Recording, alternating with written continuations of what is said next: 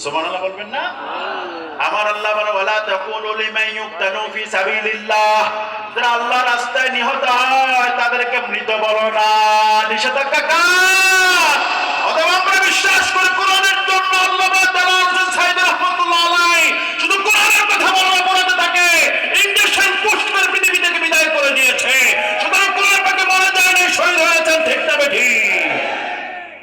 আল্লামা সাইদি তুমি মরনি, চলবে চলবে? আল্লামা সাইদি তুমি মরনি, শহীদ হয়েছ তুমি এটাই জানি। আল্লামা সাইদি তুমি মরনি, শহীদ হয়েছ তুমি এটাই জানি। কারাগারে কাটালে 13টি বছর, বাতিলকে পেছে তোমায় দেখে থর থর। কারাগারে কাটালে 13টি বছর, বাতিলকে পেছে তোমায় দেখে থর থর।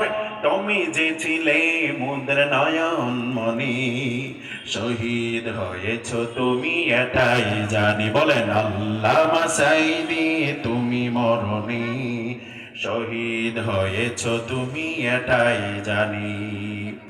দেখা তো হবে না আর এই জীবনে, দেখা হবে আল্লাহর কাছে জান্নাতে।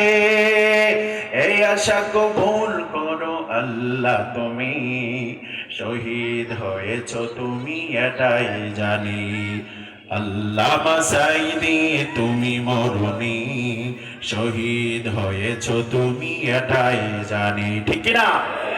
আমার আল্লাহ বলেছেন ইন্নাল্লাহা ইয়া'মুরু বিল আদল, ন্যায় পরায়ণতার কথা আমার আল্লাহ বলেছেন। আল্লাহর কসম করে বলি, আমার প্রিয় ভাইরা, বিচারকরা যদি কোরআন দিয়ে বিচার করত, আমাদের কোরআনের পাখিকে তারা ফাঁসির রায় দিতে পারত না।